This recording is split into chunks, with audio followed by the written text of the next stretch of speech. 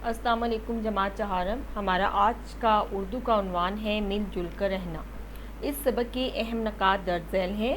मिलजुल कर रहना, एक दूसरे के काम आना, सफाई सुथराई का ख्याल रखना, एक दूसरे की इज़्ज़त करना, मुश्किल वक्त में एक हो जाना और अपने गांव की हिफाजत करना। बच्चों, इसका जो सवाल नंबर 1 है उस पर हम ज़बानी तबादला ख्याल करेंगे। उसके जो जुज़ हैं वो दर्ज झैल हैं कि अदील के गांव के लोगों ने गांव को कैसे बचाया, अदील के गांव के लोगों ने क्या वादा किया, आपके गांव या मोहल्ले के लोग कौन से काम मिलजुल कर करते हैं, आप भलाई के कामों में किस तरह हिस्सा लेते हैं। इन तस्वीरों को देखें और पहचानें और बताएं कि हमारे किस काम आते हैं।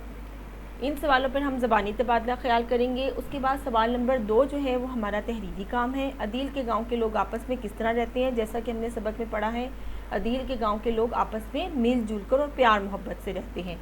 नहर का किनारा क्यों टूट गया? क्योंकि वहाँ से लोग बहुत ज़्यादा गुजरते थे, जानवरों का भी गुजर होता था और वो किनारा कमज़ोर पड़ गया, इसलिए वो टूट गया। अगर नहर का बंद ना बांधा जाता तो क्या हो सकता था? जैसा कि हमने सबक में पढ़ा कि अगर नहर का बंद ना बांधा जाता तो गांव तबाह हो जाता, गांव में पानी आ जाता और सैलाब की सूरत हाल पैदा हो जाती। उसके बाद जो हमारा सवाल नंबर 3 है वो खाली जगहों पर मुनासिब लफ्ज़ लिखकर जुमले मुकम्मल करना है। इस गांव के लोग आपस में मिलजुल कर रहते हैं, अच्छे लोग दूसरों के दुख सुख में शरीक होते हैं। मस्जिद से ऐलान किया गया कि भाइयों, नहर का किनारा टूट गया है। सब लोग दिन भर इसी तरह मेहनत से काम करते रहे। आखिरकार बंद मुकम्मल हो गया और गांव के डूबने का ख़तरा टल गया। सवाल नंबर 4 में उलट लफ्ज़ लिखने हैं। जैसे भलाई, उसका उलट होगा बुराई। आप सब जानते हैं कि उलट अल्फाज उन अल्फाज को कहते हैं जो एक दूसरे की ज़िद होते हैं। ठीक है, भलाई, बुराई, कमज़ोर, ताकतवर, नुकसान, फ़ायदा या नफ़ा। खूबसूरत, इसका उलट होता है बदसूरत। दुख, सुख, शाम, सुबह। ठीक है, ये हमने उल्टे अल्फाज करने हैं। उसके बाद सवाल नंबर 5 है, दुरुस्त जुमलों पर टिक और गलत पर क्रॉस का निशान लगाना है। अदील शहर में रहता है, क्रॉस।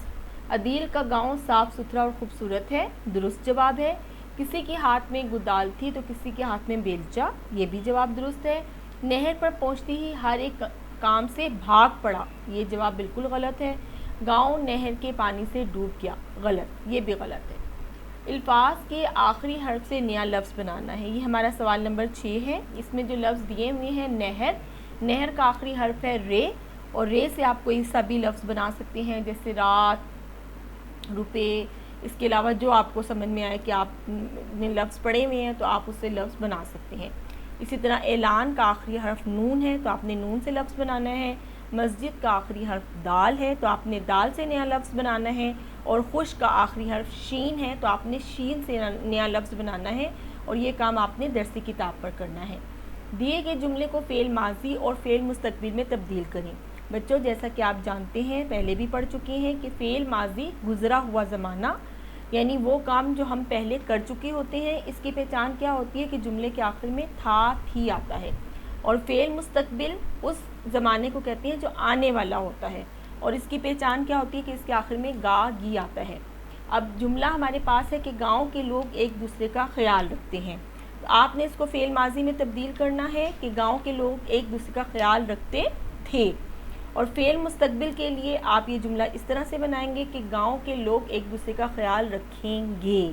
ठीक है, तो ये हमारा आज का काम है। उम्मीद है आपको समझ आ गया होगा। इस वीडियो के अख्ताम पर हमारे चैनल APS SCO को सब्सक्राइब कर दें ताकि आने वाली हर वीडियो से बाखबर रहें।